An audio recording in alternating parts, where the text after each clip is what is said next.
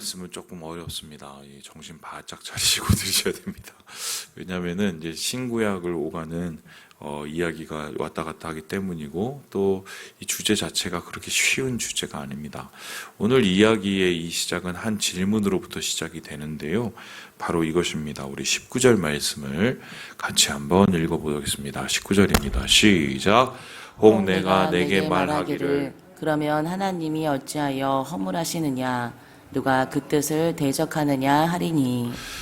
이 질문은 어떤 배경에서 시작이 되었느냐? 어제 우리가 함께 보았던 이 바울의 고민 하나로부터 시작이 됩니다. 그 고민은 다름이 아니라 자기 동족 이스라엘 백성들에 관한 것이었는데요. 유대인들이 예수님을 죽이고 또는 예수 믿는 사람을 죽이고 또 예수 믿는 사람을 핍박해서 반기독교적인 행동을 계속해서 보였죠. 이런 행동은 결국 그들이 쌓아놓았던 율법이나 그들이 쌓아놓았던 소위 말해서 하나님과 가까운 구원의 문에 반대하는 행동이었습니다. 그래서 그들을 통해서 율법이 나고 그들을 통해서 예수 그리스도가 났지만 오히려 그들은 하나님의 구원과는 전혀 반대의 행동을 하기 때문에 나중에는 결국 이 사람들 중에 정말 구원받을 사람이 몇 명이나 될까, 이런 고민이죠. 나는 지금 이방인 선교를 열심히 해서 이방인들 중에 예수 믿는 사람, 구원받는 사람 늘어나는데 오히려 예수님의 동족인 이스라엘 백성들, 유대인들은 그 반대의 길을 걸어가니 정말 마음이 답답하고 힘들다, 이런 얘기를 하면서 왜 이런 일이 일어났을까 한번 고민을 했는데, 이건 하나님의 주권적인 선택이다, 이렇게 얘기를 합니다. 그래서 이것을 한 비유를 통해서 얘기하는데 어떻게 얘기하냐면 이렇게 얘기를 해요. 바로가 이 모세하고 있었을 때 모세가 우리를 보내달라 했더니 바로가 보내줬습니까? 안 보냈습니까? 안 보내줬죠. 오히려 더 강팍해집니다. 마치 바로가 강팍해서 모세와 그 이스라엘 백성들을 핍박했던 것처럼 지금 유대인들이 딱 그 꼴이다. 그래서 더 강팍해지고 더 마음이 좁아져서 오히려 예수 믿는 사람을 더 핍박하고 있는 이 상황, 하나님께서 그들을 더 강팍하게 만드신 거 아니냐, 이런 질문을 합니다. 실제적으로 보면 이런 거 아시죠? 우리 주위에 우리 친척 그리고 가까운 사람 꼭 그렇게까지 아닌데도 불구하고 예수를 믿고 내가 신앙생활하고 교회 나가는 거를 그렇게까지 할 필요가 없는데 막 핍박을 더 하시는 분들이 있어요. 이런 거는 하나님께서 더 그를 강팍하게 내비두는 이렇게 볼 수 있는데, 지금 유대 민족이 그렇게 되는 거 아니냐, 이렇게 얘기를 했단 말이에요. 그래서 결론적으로 뭐냐면, 그러면 하나님이 주권적으로 선택을 해서 이방인들 예수 믿게 만들고 유대인들은 강팍하게 만들었으면, 그렇게 유대인들 강팍하게 된 사람은 하나님이 그렇게 강팍하게 만든 거니까 그 사람들 책임이 아니지 않느냐. 그럼 그 사람들 구원 못 받는 것에 대해서 어떤 하나님도 책임을 져셔야 되는 거 아니냐, 이런 얘기입니다. 쉽게 설명하면 이런 거죠. 되게 어려운 건데 이게 주권적 선택인데, 하나님께서 우리 인생들을 구원하실 때 우리 인생들을 선택하셨죠. 그러니까 이런 거예요. 구덩이에 이렇게 막 전혀 나올 수 없는 구덩이가 있어요. 거기 사람들이 막 빠져 있단 말이에요. 근데 거기에서 위에서 어떤 사람이 그 사람들을 한 명씩 건졌다고 한번 생각해 봅시다. 그런데 다 건진 게 아니라 한 10%만 건져냈다고 쳐봐요. 그러면 10%만 건져서 냈다면 10% 건져 올라온 사람들은 행복하고 감사한 거지만 그 아래에 있는 사람들은 어떻게 해요? 기분이 나쁘죠. 그래서 어떻게 합니까? 왜 우리는 안 건집니까? 이렇게 안 건지고 죽는 건 당신 책임입니까?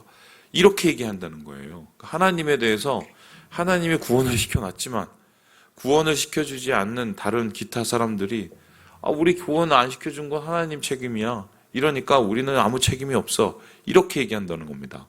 이게 말은 되는 것 같은데 이게 선택적 하나님의 주권적 선택이라는 건데, 구원이 우리가 막 힘을 내고 우리가 열심을 내서 구원을 받는 게 아니라 주님이 우리를 부르셔서 택해 주셔서 구원을 받잖아요.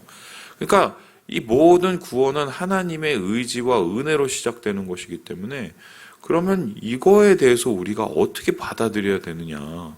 나는 구원을 받았지만 구원받지 못한 저 사람들은 도대체 누구 책임이냐? 이런 얘기를 하고 있는 거예요.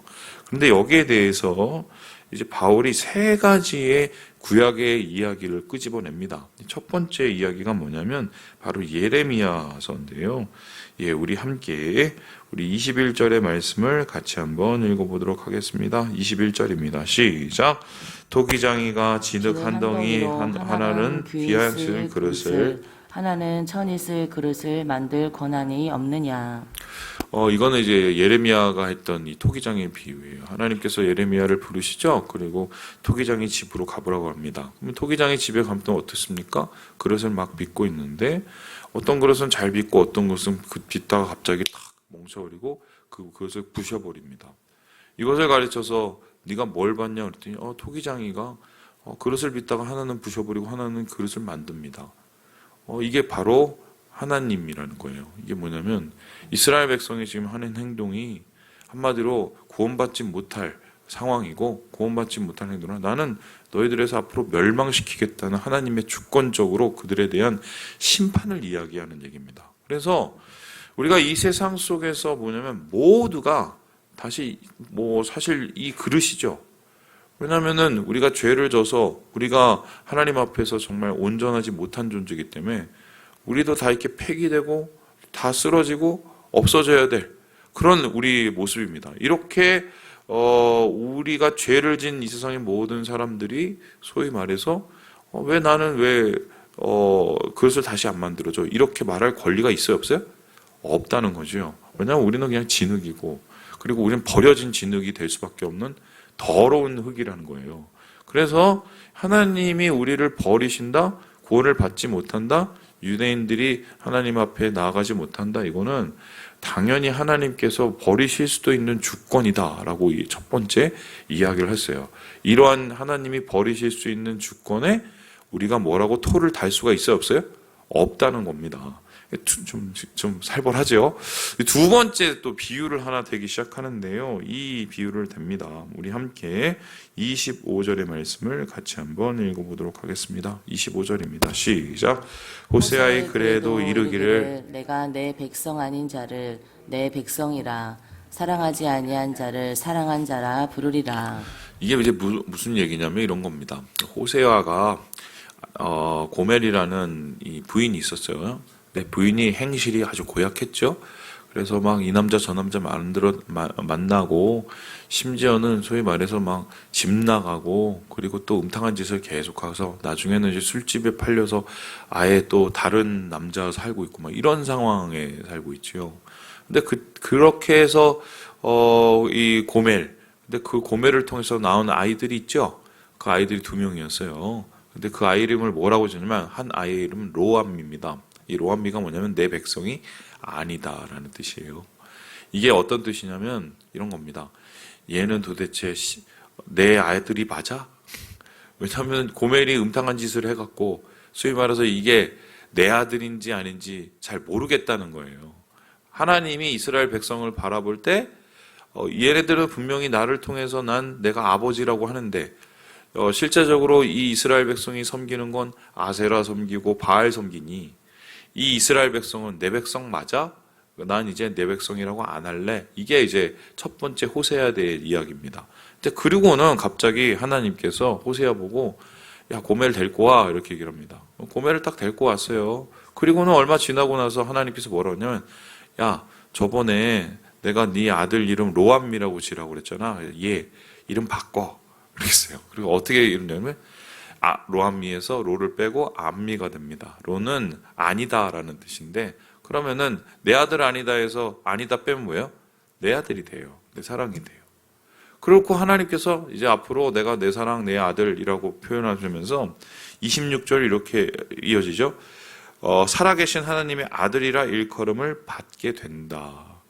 이 소리는 이제 뭡니까? 이스라엘 백성을 어느 날 갑자기 긍휼히 여기셔서 그들을 구원하시고 그들을 다시 하나님의 백성으로 받아주시겠다는 하나님의 용서, 긍휼의 용서를 뜻하는 거죠. 그런데 중요한 것은 이유가 있습니까? 하나님께서 이들을 갑자기 내 백성이라고 이야기를 하고 이들을 다시 구원해주고 이들을 다시 원래 자리로 돌이켜줄 이유가 있어요? 없어요? 예? 없죠. 한 게 없어요. 고매를 생각을 해보세요. 한 게 없어요. 막 잘못을 굉장히 뉘우쳤다 안 뉘우쳤다 나왔어요 안 나왔어요 성경에? 안 나왔어요. 그리고 그 자식이 진짜 호세아 자식인지 아닌지도 몰라요. 근데 하나님께서 어느 날 어느 시간이 되었을 때 내 자식이야, 내 사랑이야, 내 아들이라 일컬음 받게 될 거야. 이거는 어떤 것을 뜻합니까? 진흙을 뭉개서 그릇을 뭉갤 때도 하나님의 주권이요. 그리고 그 뭉갠 그 진흙을 다시 빚어서 내 아들처럼 삼을 때도 뭐예요? 그건 하나님의 주권이라는 거예요. 그러니까 심판하시는 것도 하나님의 주권, 어떻게 해요? 우리를 구원하시는 것도 하나님의 주권이라는 겁니다. 여기에 대해서 말할 수가 있어요? 없어요? 없어요. 우리는 그럴 능력도 없고 그럴 우리가 이유도 없기 때문이죠. 그리고는 하나님 이 한 가지 더 비유를 하는데요. 바로 이겁니다. 우리 함께 27절의 말씀을 같이 한번 읽어보도록 하겠습니다. 27절입니다. 시작. 또 이사야가 이스라엘에 관하여 외치되 이스라엘 자손들의 수가 비록 바다의 모래 같을지라도 남은 자만 구원을 받으리니. 자, 이 소리는 이제 뭐냐면 이사야가 하나님께 부르심을 받은 이 이사야 6장을 뜻합니다. 이사야가 이제 하나님의 이제 환상을 보죠. 이 성전에서 아마 기도하는 중에 보았던 것 같은데 그 보좌에 하나님께서 계시는데 그 모습이 너무 거룩해서 자기가 너무 더러움을 느껴지는 거예요. 그러면서 이사야가 뭐라고 합니까? 나는 망했다. 나도 더럽고 우리 백성도 더러워서 난 다 망했다. 그랬을 때 하나님께서 어떻게 합니까? 이 천사들을 통해서 거룩한 숯불을 가져가서 입에 갖다 대지요. 그걸 어떻게 해요? 그 입을 거룩하게 만드십니다. 그래서 너의 죄는 사해졌다라고 얘기를 합니다. 그리고 나서 하나님께서 그에게 말씀을 하시죠. 야, 이 백성한테 누가 가서 내 얘기를 좀 전하겠냐? 누가 가서 나의 말을 이렇게 전하겠냐? 이렇게 얘기를 합니다. 이 지금 백성들 정말 엉망진창해. 한마디로 나를 대적하고 숨에서 죄짓기를 밥 먹듯이 하는데 누가 여기에서 가서 내 말을 전하겠느냐? 그걸 듣고 있던 이사야가 뭐라고 얘기합니까? 하나님 제가 가겠습니다. 나를 보내십시오. 이렇게 얘기했습니다. 그리고 나서 하나님께서 그래? 좋아. 그런데 너 그 사역이 굉장히 힘들 거야. 내가 얼마나 힘들지 얘기해 줄게 라고 얘기하면서 얘기한 얘기가 바로 이 얘기예요. 네가 가서 얘기해도 안 들어. 걔네들 돌아오지도 않을 거야. 왜냐하면 이미 귀도 막히고 눈도 막히고 다 막혀서 그걸 뚫어줄 수가 없어. 그럼 본인이 다 막았으니까요. 그리고 뭐라고 그럽니까? 그러다가 결과적으로 내 말을 더럽게 안 듣고 더럽게 안 들어서 심판을 받고 망할 거야. 그래서 어떻게 해요? 이스라엘 백성이 완전히 이 땅에서 쫓겨나서 황폐하게 될 것이라고 얘기합니다. 그리고는 물어봐요. 하나님 그럼 언제까지 몇 명이나 남습니까? 이렇게 이사야가 물었더니 하나님께서 하신 말씀이 10분의 1이 남을 때까지도 계속 황폐해질 것이다. 그런데 나중에 그 10분의 1조차도 더 황폐해질 것이다. 그리고 아예 그냥 이 가망성이 없는 것처럼 아무것도 안 보일 것이다. 이렇게 얘기해요. 그런 상황 속에서 남은 씨가 있대요. 남은 씨. 나무가 붕 하고 베어졌는데 거기 그루터기가 있잖아요. 이거 죽은 거죠. 그러니까 이건 10분의 1이 아니에요. 아주 극히 아무것도 안 되는 그리고 생명이라고는 찾아볼 수 없는 그 가능성인데 그러한 1%, 2%의 가능성에도 하나님께서 뭐라고 하시냐면 이들을 통해서 내가 다시 구원의 역사를 이루어 주시겠다고 합니다. 이게 뭐라고 그럽니까? 남은 자라고 얘기해요. 남은 자. 그래서 하나님께서는 이 남은 자를 택하셔요. 자, 그럼 제가 질문해 보겠습니다.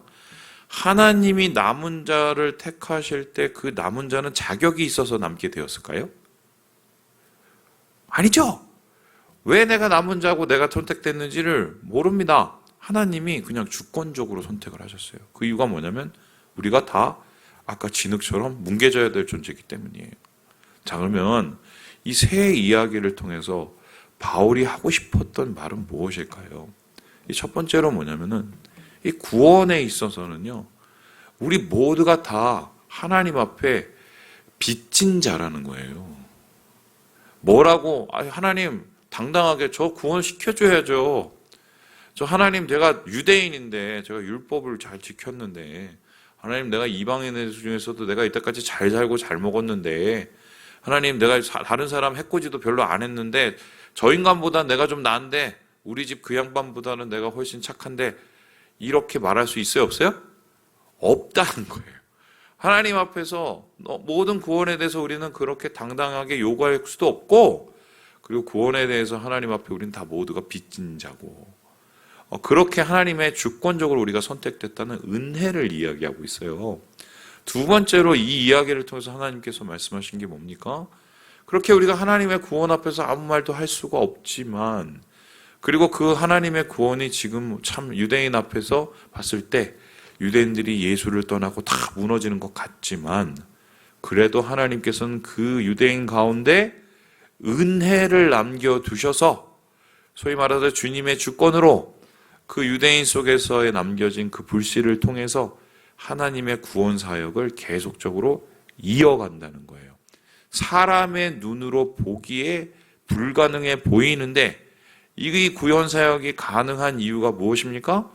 하나님의 주권과 하나님의 의지와 하나님의 열심이 있기 때문에 극히 작은 가능성, 극히 아무것도 안 되는 그 사람들을 통해서 주님은 어떻게 해요?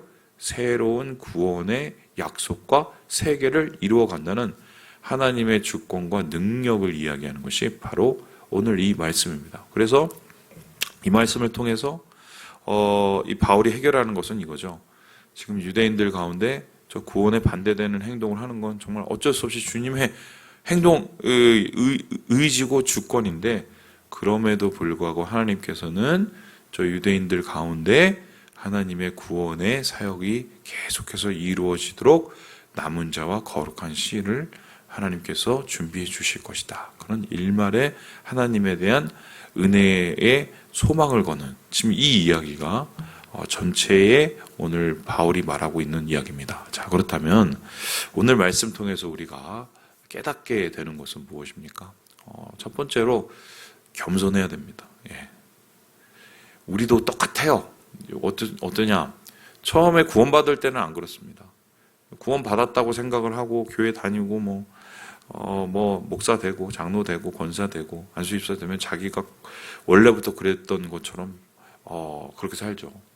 뭐 저는 태어날 때부터 목사로 태어났습니까? 저도 옛날에 청년 때 정말 말이 더럽게 안 듣고 하나님 마음 아프게 하던 그런 사람이었는데 개구리는 올챙이 쪽을 항상 잊어버리죠. 그래요. 우리가 누구를 정죄하고 비판하는 이유가 뭡니까?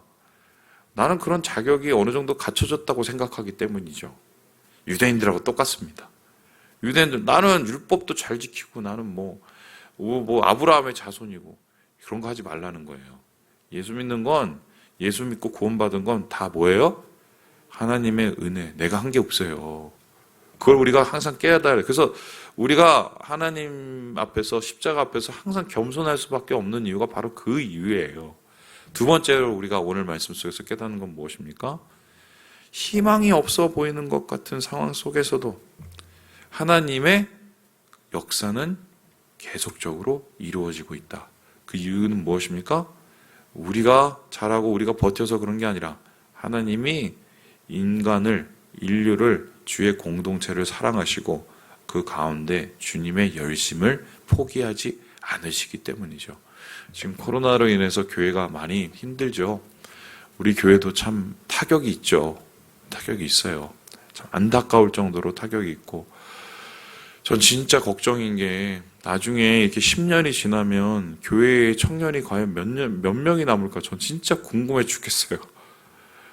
정말 안 그래야죠. 정말 죽기 살기로 사역을 하고 저도 그러려고 해요. 근데 정말 그런 지금의 상황들 또 인구 절벽 또 교회를 떠나가는 많은 또 젊은 세대들 생각하면 눈앞이 깜깜합니다.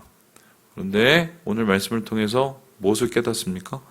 이 또한 하나님께서 허락하신 상황이라면 또 하나님께서 또 준비된 분명한 소망의 씨앗들 남은 자들을 준비시켜 주실 거다.